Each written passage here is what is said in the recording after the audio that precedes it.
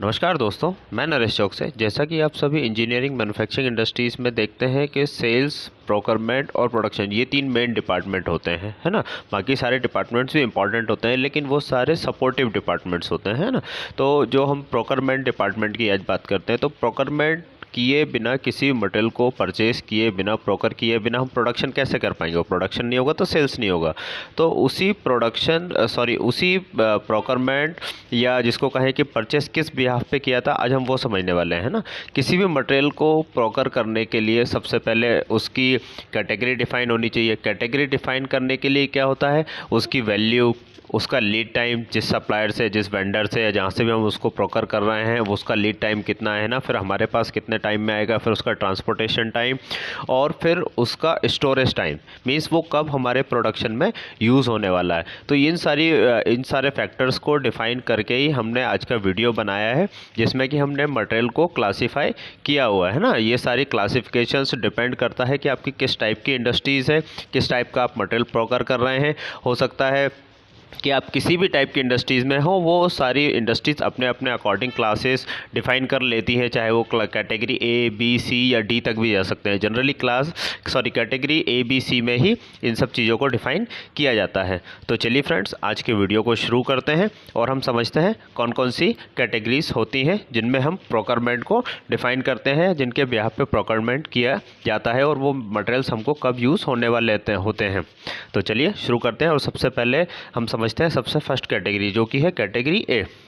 इसमें क्या होता है, इसमें वो मटेरियल कंसिस्ट करता है, category A consist the material which constitute 5 to 10% of total items in the store. Means इसमें क्या होता है कि कैटेगरी ए में वो मटेरियल कंस्टिट्यूट होता है या फिर इंक्लूड किया जाता है जो कि टोटल स्टोर आइटम का 5 to 10% ही होता है। मतलब जो स्टोर का एरिया है वो 5 to 10% ही कवर करता है, लेकिन जो स्टोर की वैल्यू है, मतलब जैसे कि हमारे स्टोर की वैल्यू में भी पॉसिबल 10 करोड़ है, 10 CR है, तो वो 10 CR मतलब 70 से 85%, मतलब कि 7 CR से 8.5 CR की स्टोर की वैल्यू किस पे डिफाइन करेगी, कैटेगरी ए मटेरियल। मतलब ये बहुत कॉस्टली मटेरियल होता है और स्पेस जो है बहुत कम कंज्यूम करता है और सबसे पहले यही मटेरियल हमको यूज़ होने वाला होता है और इसका लीड टाइम भी काफ़ी ज़्यादा होता है। तो चलिए हम कुछ एग्जांपल्स देखते हैं।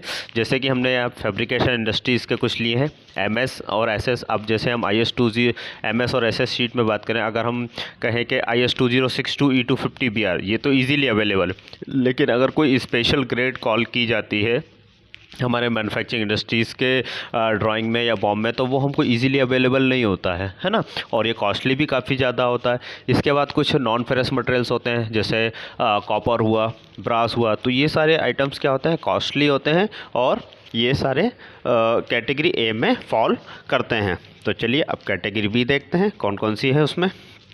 कैटेगरी बी में क्या होता है, इसमें वो मटेरियल कंस्टिट्यूट होता है जो कि 10 to टोटल %, मतलब जो भी हमारे स्टोर के आइटम्स हैं उसका परसेंट 10 to 20 रहेगा और इसकी स्टोर की वैल्यू भी 10 से 20% के अराउंड रहती है। ये कैटेगरी बी के आइटम होते हैं, ये मिडिल क्लास आइटम कहलाते हैं। इसमें क्या होता है, इसके अगर हम कुछ एग्जांपल्स देखें तो अगर हम देखें तो हार्डवेयर्स हो गए, है ना।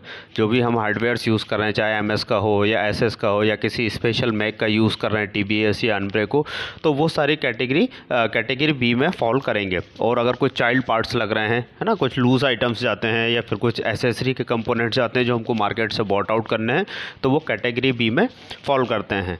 वहीं अगर हम देखें कैटेगरी सी, इसमें कौन कौन से मटेरियल्स आते हैं, ये क्या होते हैं, इस कैटेगरी में 70 से 85% जो होता है वो स्टोर्स का एरिया कवर करता है। मतलब मोस्टली कंपोनेंट कैटेगरी सी में फॉलो करते हैं।